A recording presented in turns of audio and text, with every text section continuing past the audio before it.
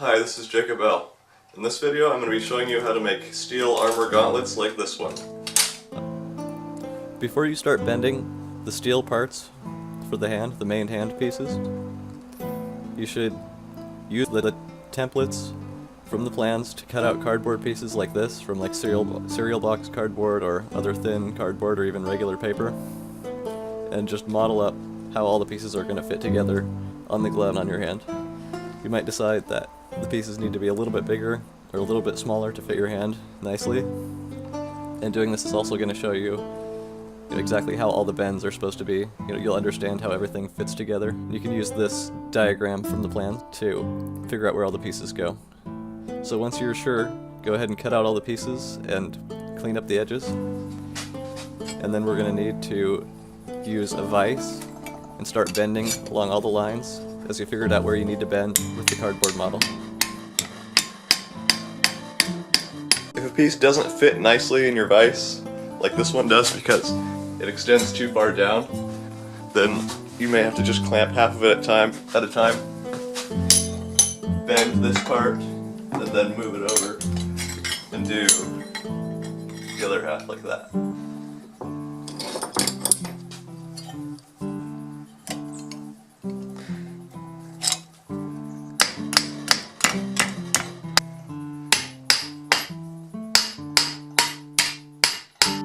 So I don't know if you can tell, but I'm not exactly just hammering straight down on it.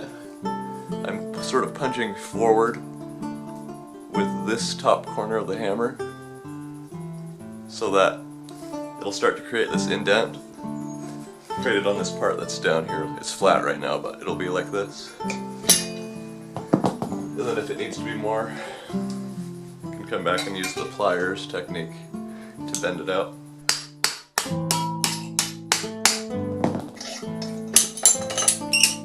So I've got a little ways more to go, but you can see that if I can make the camera angle good.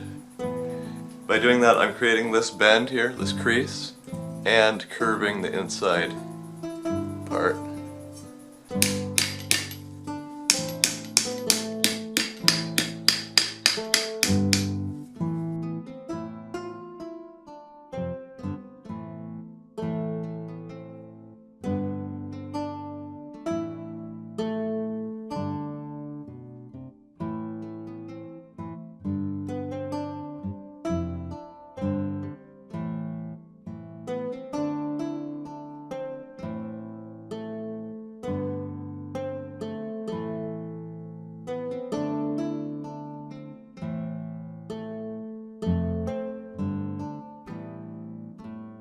This is how you make the rivets. Put a nail through the shear, snap it off, and there is a rivet. Once you have all the pieces cut out and bent to where they fit together like you've tested on your cardboard model, you'll want to come through and drill these holes. And the reason we do this after is because basically it's easier to put in the holes after you've bent it than it is to do it before. And make sure that they all line up, because of the bending, sometimes you might have to adjust something. For the knuckle sections, it goes onto the tail strap for these fingers, the section of the leather that just continues off the back. And these knuckle plates are just like extra finger segments, except all the fingers are connected together. So they ride on this leather just the same way.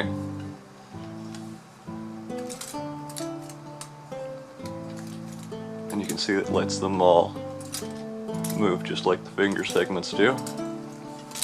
And for these spaces between the fingers, the lowest of the knuckle sections, you're going to want to bend down these pointed parts that go down.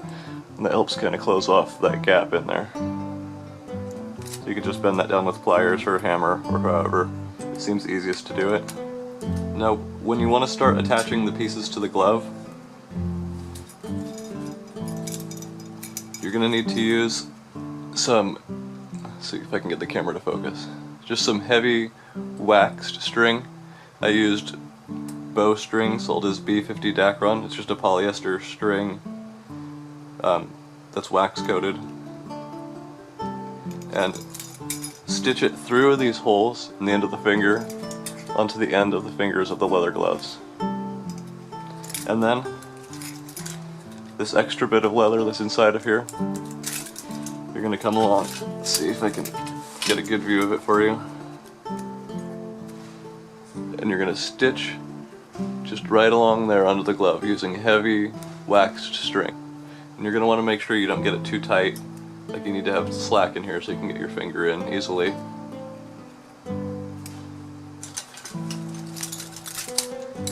And you just stitch just up the length of the finger, like to where these finger segments stop. Once you get up to the knuckles, the leather strips, you can kind of see the backs of them right in there. They stop at this top plate, and you're going to connect these to the hand itself just in two places, right here and right here. You can see right here where the knuckles segments pivot with each other. They're all overlapped right here, and a longer rivet goes from inside of the glove up through all three layers and is smashed down over the top here. And this one isn't pressed down all the way tight. Hopefully you can see it fairly well in the camera. But it's left a little bit loose so that these can move against each other slightly and pivot easily. And same thing at this other end over here. This rivet is a little bit long. Goes through all three of the knuckle layers, and it's left, like, it's smashed down so it can't come out, but it's left a little bit loose. It's cut a lot longer than the other rivets. This main piece that goes all the way across the back of the hand here is riveted onto the glove right here, and it also pivots with the main knuckle piece right here. You can see all the drill holes marked on the plans. It should line up nicely. You might have to, you know, bend it a little bit and get it to line up just right with the bending. So you'll have this fanned out part, sorry if it makes the camera blurry, this fanned out part right here that allows that to move. A nice long rivet going through there. You can see how much slack that has, which allows it to move freely.